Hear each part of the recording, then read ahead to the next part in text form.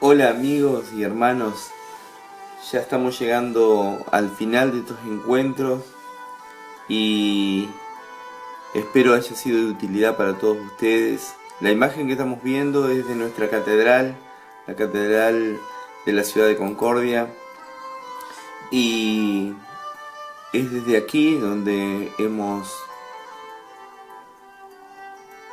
partido con este curso bíblico. Esperemos haya sido bueno. Nos quedan 2 capítulos más para finalizar esta iniciación bíblica. Queda muchísimo por aprender, pero de la mano del Señor seguro vamos a ir conociendo otras cosas. Seguramente voy a poder tengo en mente hacer algo con respecto al Evangelio de Marcos, pero bueno, no sé, espero hacerlo personalmente. Me gustaría más tener un contacto con la gente. Bien, en el nombre del Padre, del Hijo, del Espíritu Santo, amén. Y en la presencia del Señor que nos fue animando de cada encuentro en cada encuentro, esperamos llegar a cada hermano con un corazón dispuesto, que hayan podido conocer mejor la Biblia, abrirla, profundizarla, que hayan podido encontrarse con el Señor en cada vez que se reunieron con la palabra y también con otros hermanos. Es importante, como dice Jesús en su Evangelio, que cuando más de uno se juntan en mi nombre, yo estaré presente. Es buenísimo leerlo en comunidad. Como enseñamos en el capítulo 3, ¿se acuerdan? Ahí se leyó y se habló de cómo se podía leer la Biblia. Hoy el tema que nos ocupa es la iglesia y la Biblia. ¿Qué relación hay entre la Biblia y la iglesia? Si tienen algo que ver la Biblia y la iglesia. Por esto esta imagen de la iglesia, ¿no? Y vamos a dar comienzo entonces con una lectura de los Hechos de los Apóstoles, que quiero que sigan atentamente para darnos cuenta cómo es que comienza la iglesia de Jesucristo en nuestras vidas. Libro de los Hechos de los Apóstoles. Al llegar el día de Pentecostés, estaban todos reunidos en el mismo lugar. De pronto vino del cielo un ruido, semejante a una fuerte ráfaga de viento, que resonó en toda la casa donde se encontraban. Entonces vieron aparecer unas lenguas como de fuego, que descendieron por separado sobre cada uno de ellos. Todos quedaron llenos del Espíritu Santo y comenzaron a hablar en distintas lenguas, según el Espíritu les permitía expresarse. Palabra de Dios. Te alabamos, Señor. Bien, ya habíamos visto que los escritos no se conservaban, pero sí en el siglo I, ya cuando la predicación de los apóstoles, ya comenzaron a haber escritos mucho más resistentes, que podían llevar más tiempo y conservarse hasta hoy. Así que ahora veremos cómo era la escritura cuando se empezaron a formar los evangelios. ¿Les parece? Miren.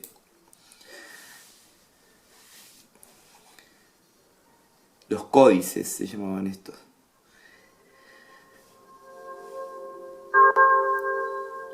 Solo más tarde los hebreos aprendieron de los persas el uso del cuero, el material más durable pero también más costoso. Y la preparación del cuero de cordero o cabra para este fin fue perfeccionada en Pérgamo hacia el año 100 a.C. De allí su nombre de pergamino. Esto te suena mal, ¿no? La forma de códice de pergamino es decir, la forma de libro formado por hojas colocadas una sobre la otra y luego atadas, entra en uso en el siglo I después de Cristo. ¿Por qué no leemos en la segunda carta de San Pablo a Timoteo, capítulo 4, del versículo 13? ¿No entendiste? Repetimos entonces. Segunda carta de San Pablo a Timoteo. Segunda carta de San Pablo a Timoteo. Capítulo 4, versículo 13. Capítulo 4, versículo 13. Bueno, hermanos, ahí en esta cita bíblica, que es una carta de San Pablo a Timoteo, dice lo siguiente. Dice, cuando vengas, tráeme la capa que dejé en Troade, en la casa de Carpo, y también los libros, sobre todo los rollos de pergamino. Esta cita era para saber nosotros, para que de dónde sacamos eso de que ya tenían los rollos de pergamino ahí. Claramente Pablo está pidiendo, y está como una carta familiar, diríamos, se olvidó una capa, como que nosotros nos olvidemos una campera en la casa de un amigo, y también se olvidó el rollo de pergamino, como que también nosotros dejemos algún escrito, algo que nosotros habitualmente estamos trabajando en la comunidad y vamos a visitar a alguien y nos olvidamos algo, ¿no? Para que vean ustedes la familiaridad también de los primeros escritos cristianos. Bien. Este códice quedaba conformado así, se le ponía unas tapas de madera y quedaba así como se ve en la imagen. Así fueron los primeros libros, digamos, y de alguna manera la Biblia que nosotros habitualmente conocemos se pudo formar en un solo libro, la biblioteca que hablábamos siempre. Los cristianos fueron de alguna manera los que comenzaron a poner los libros uno por otro en un solo volumen, diríamos. Bien. Bueno, ¿y quiénes hacían esta tarea? Porque estamos hablando de la iglesia, ¿no? La importancia de la iglesia en esta misión de traernos esta palabra de Dios hasta nuestros días hoy. Vamos a ver cómo fue esto.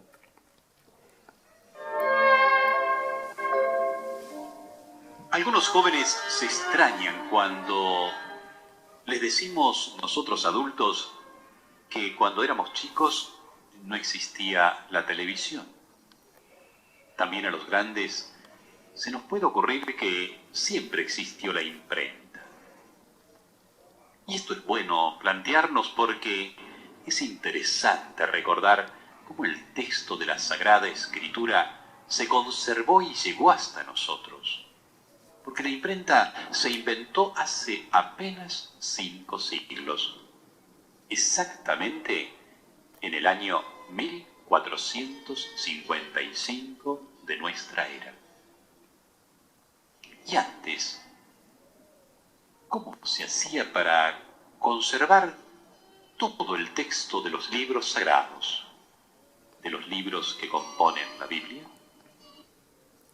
Qué bueno, hermanos. Entonces yo quise poner esta línea de tiempo para darnos cuenta, porque por ahí, como decía el padre, pensamos que la escritura existió siempre, que era fácil escribir, pero ahí ha tenido una tarea fundamental y muy importante en nuestra iglesia. Ahora vamos a ver cómo es que este libro llegó a nuestras manos. Con lo que ya vimos, podemos imaginar a tantos calígrafos gastando su vista y sus vidas, copiando a mano sobre pergaminos y papiros los textos de la Sagrada Escritura. El papel solo comienza a usarse a partir del siglo X de nuestra era. Desde el siglo V, con la aparición de los monjes, fueron las abadías que asumieron el trabajo de conservar este libro de la palabra de Dios. Lo hicieron, eso sí, incansablemente. Qué hermosa historia de fe, ¿no? El libro que no cayó de las nubes, que Dios inspiró a escritores humanos, lo confió también a las manos del hombre, para que con constancia, con fe, lo conservara. Sin ellos, ¿hubiera llegado a nosotros su palabra? ¿Cuánto le debemos? ¿Cuánto le debemos entonces a nuestra iglesia, digamos, que con esto de que había un abad que dictaba y los monjes hacían copias? Imagínense ustedes que si había 10 monjes copiando y un abad dictando, salían, al término de 3 años, salía un volumen de la Biblia, que iba para las grandes catedrales, porque indudablemente no era para que cada uno tengamos una Biblia de esa, ¿no? Imagínense, en 3 años de trabajo. Así que así, de esa manera fue llegando la Biblia a nuestras manos entonces. iglesia pueblo de Dios, la iglesia familia de Dios tiene una historia. Tiene una vida vivida día a día, año a año, durante 80 generaciones, durante 2000 años. Una historia rica en vida, intensa, fuerte. Nosotros vimos en el encuentro anterior cómo esa fe transmitida de padres a hijos, tanto en el Antiguo como en el Nuevo Testamento, es transmitida en forma oral primeramente y en forma escrita después.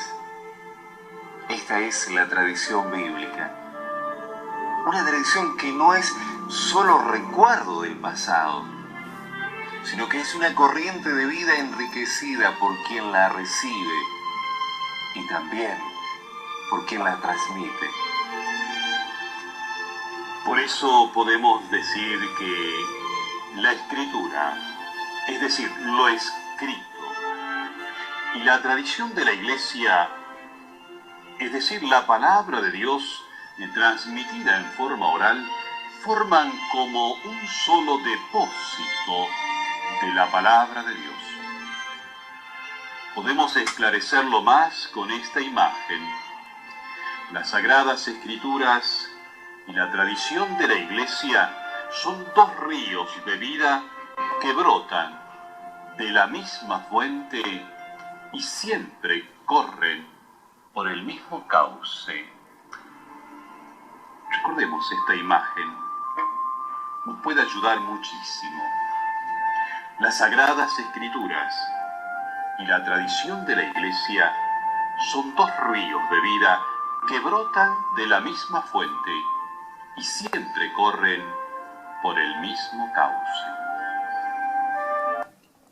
Qué imagen hermosa esta de...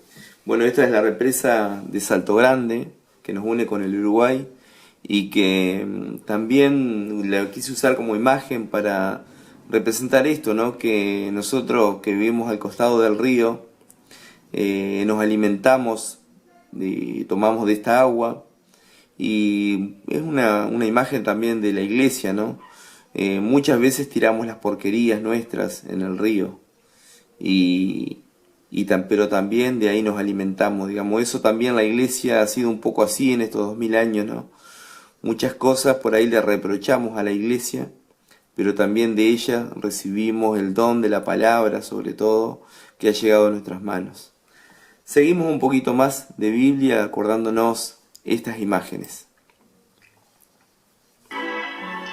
La Iglesia no nace con la Biblia, al contrario. La Iglesia es la madre, la autora del Nuevo Testamento, y con la luz de Jesús muerto y resucitado e impulsada por el Espíritu Santo, interpreta el Antiguo Testamento. Y una cosa sumamente importante, fíjate que en ninguna parte de la Biblia se dice o se pone una lista de los libros inspirados por Dios. Dijimos ya en uno de los encuentros pasados que fueron la comunidad religiosas con sus autoridades religiosas en el Antiguo Testamento quienes definieron cuáles son los libros sagrados. Y en el Nuevo Testamento lo hará la Iglesia. Y esto lo hará definitivamente en el siglo IV. Son los libros que forman el Nuevo Testamento. Bajo el pontificado de San Dámaso, entonces, se juntan los libros que se le llama, ¿no? De la Vulgata, que nosotros conocemos, que va a ser la traducción oficial de la Iglesia, que después va a quedar como canon fijo en el Concilio de Trento de 1546, como decíamos. Previamente a esa no estaba definitivamente, las escrituras todavía no estaban fijas, digamos, por decirlo de alguna manera. Pues eso ya sería un tema de profundidad, digamos, en cuanto a qué es lo del canon y demás, ¿no? Pero lo importante es que ya del siglo IV se venían estos libros trayendo de mano en mano, de generación en generación, hasta nosotros. Y qué bueno saber que tiene, no solamente es un libro, sino toda una tradición, como nuestra familia, ¿no? No podemos contener toda la historia de una familia en un libro. Seguimos. Con qué claridad nos dice el Papa Juan Pablo II, para la transmisión de la palabra viva y vivificante no bastan textos escritos. Esos deben tener como base una corriente de vida que los anime, la corriente de la gran tradición. Qué importante esta afirmación del Papa Juan Pablo II. Para la transmisión de la palabra viva y vivificante, no bastan textos escritos. Estos deben tener como base una corriente de vida que los anime, la corriente de la gran tradición. La gran tradición de la Iglesia, ¿no? La primera carta a Timoteo, capítulo 4, versículos 12 al 16. Primera carta a Timoteo, capítulo 4, versículos 12 al 16. Volver a las imágenes, comentar, tratar de descubrir lo que esta palabra nos quiere decir. Esa palabra entonces la vamos a dejar ya, nosotros hoy sabemos cómo buscar. Yo no le quise poner ninguna indicación para que la escuchen y la puedan buscar los que tengan curiosidad. Pero seguimos adelante porque el tiempo es escaso que tenemos y vamos a ir viendo algo muy importante para el próximo responder a la pregunta capítulo. de si es fácil entender el mensaje de la Biblia, diciendo sí y no. Y esto no es eludir una respuesta. Decimos primero que sí, porque es importante no olvidarnos que cuando con humildad y devoción nos ponemos a escuchar a Dios en las Sagradas Escrituras, el Espíritu del Señor nos acompaña y nos ilumina. Es el Espíritu de Dios que en la lectura nos hace encontrar la paz, recuperar la esperanza, e ilumina situaciones de nuestra vida, nos fortalece y muchas veces nos da la sinceridad para ver nuestros pecados y arrepentirnos, aunque esto nos duela. Es el Espíritu Santo quien nos ayuda a descubrir en un pasaje de la Escritura, que lo leíamos tantas veces, una luz nueva, esa luz que necesitábamos ahora. Y todo esto es verdad siempre, pero sobre todo cuando leemos el Nuevo Testamento y hemos escuchado en las homilías algunas explicaciones que nos ayudan. También cuando atentamente leemos las introducciones y notas explicativas de los libros sagrados. Y cuando lo hacemos en comunidad, en iglesia. Es el mismo espíritu que inspiró a los autores sagrados el que nos hace gustar y comprender interiormente esa palabra.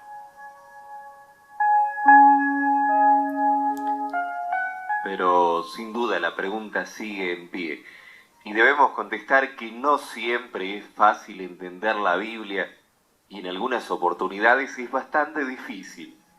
Y los libros de la Biblia fueron escritos hace muchos siglos, los más antiguos hace 3000 años, los más cercanos a nosotros se escribieron hacia fines del siglo I y estamos terminando el siglo XX. Fueron escritos por personas muy diferentes, en situaciones tan distintas. Pertenecen no solo a otra época muy distante, sino a otras culturas. Para entender el mensaje que Dios quiere darnos a nosotros hoy, es necesario, en algunos casos, conocer los tiempos, las circunstancias históricas de la época en la que se escribe el escritor sagrado, con las circunstancias políticas, sociales, culturales, religiosas.